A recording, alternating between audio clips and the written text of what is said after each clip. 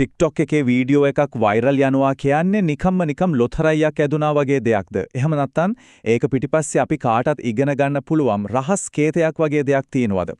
අන්න අද අපි මේ විග්‍රහයෙන් බලන්න යන්නේ ඒ කේතය බිඳින්න පුරවන්ද කියලයි.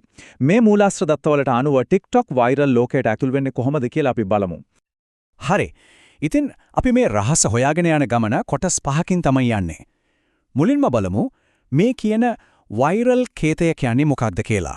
ඊළඟට අපේ කන්ටෙන්ට් එකේ හදවතටම කිමිදුමු. ඊට පස්සේ මේ ප්ලැට්ෆෝම් එකේ නීති රීති ටිකක් ප්‍රගුණ කරමු. ඊළඟට අපිටම කියලා ප්‍රජාවක් ගොඩනගමු සහ අවසානයේට කිසිම හැක් එකක් නැති නියමම රහස මොකක්ද කියලාත් හෙළිදරව් කරගමු.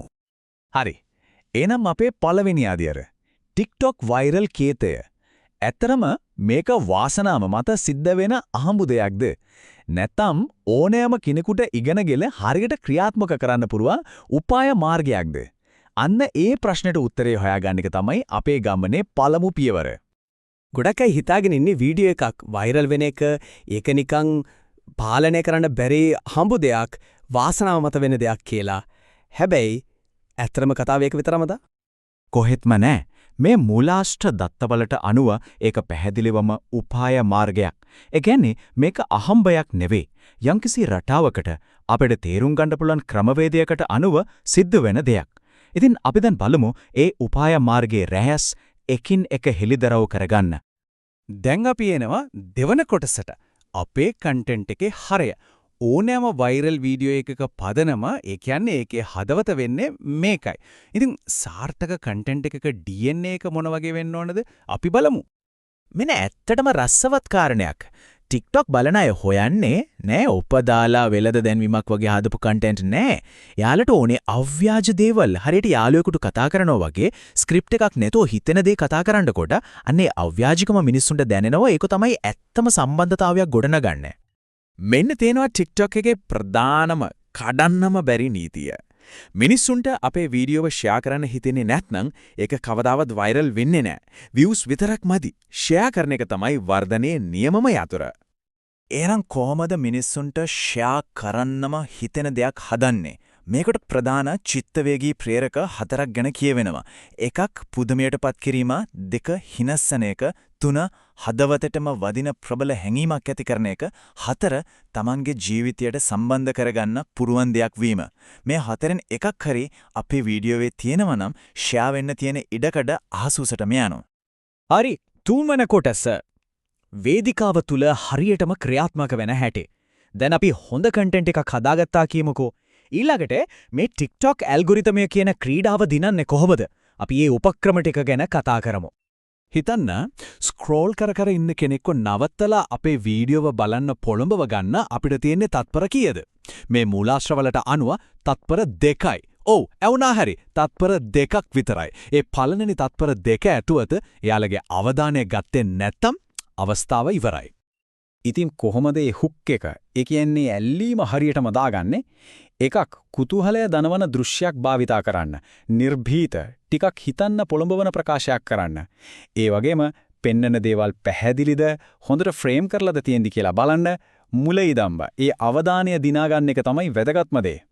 තව වැදගත් උපක්‍රමයක් තමයි මේක. ට්‍රෙන්ඩින් වෙල සවුන්ඩ්ස් ඒ කියන්නේ ජනප්‍රිය ශබ්ද සහ ඉෆෙක්ට්ස් පාවිච්චි කරන එක. මේක හරියට නැගලා යන රැල්ලක් අල්ලගෙන යනවා වගේ වැඩක්.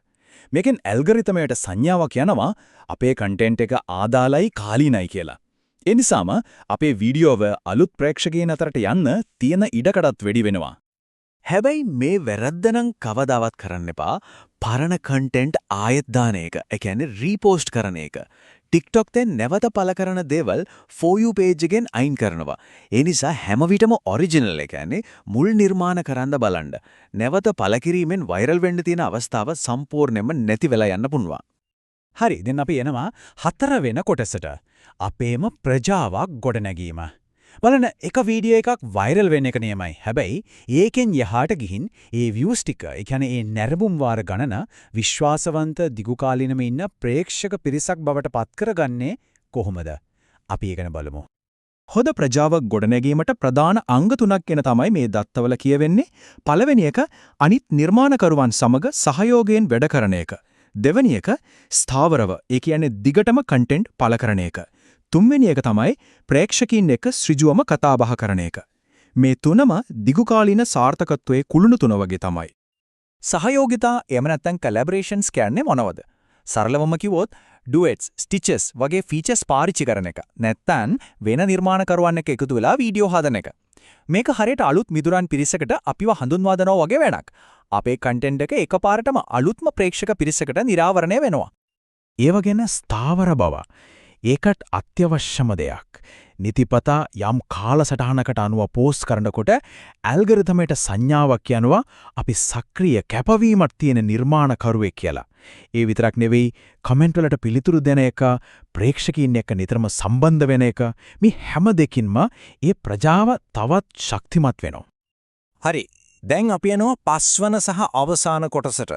හැක් කිරීමක් නැති රහස.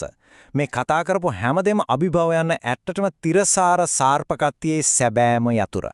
ඒක මොකක් වෙන්න පුළුවන්ද? මේ මූලාශ්‍රවල තියෙන වටිනාම උපදේශ තමයි මේක. කෙටි ක්‍රම. ඒ කියන්නේ හැක්ස් බස්සේ දුවන්න එපා. ගුණාත්මකභාවය කිරී අවධානය යොමු කරන්න. වෛරල් වෙන්න සහතිකයි කියන කෙටිමං රහස් උපක්‍රම කියලා දෙයක් ඇත්තටම නැහැ. ඉතින් සැබෑම රහස මොකක්ද?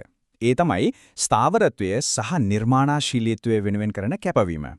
මිනිස්සුන්ට ඇත්තටම බලන්න වටින, ෂෙයා කරන්න හිතන, වටිනාකමක් දෙන හොඳ කන්ටෙන්ට් එකක් හදන එක තමයි ඕනෑම රහස් උපක්‍රමයකට වඩා බලවත්ම දේ. හරි, දැන් උපාය මාර්ගය පැහැදිලි. මේ කතා කරපු හැමදේමත් එක්ක මේ ලෝකයේත් එක්ක බෙදා ගන්නට යන කතාව මොකද්ද?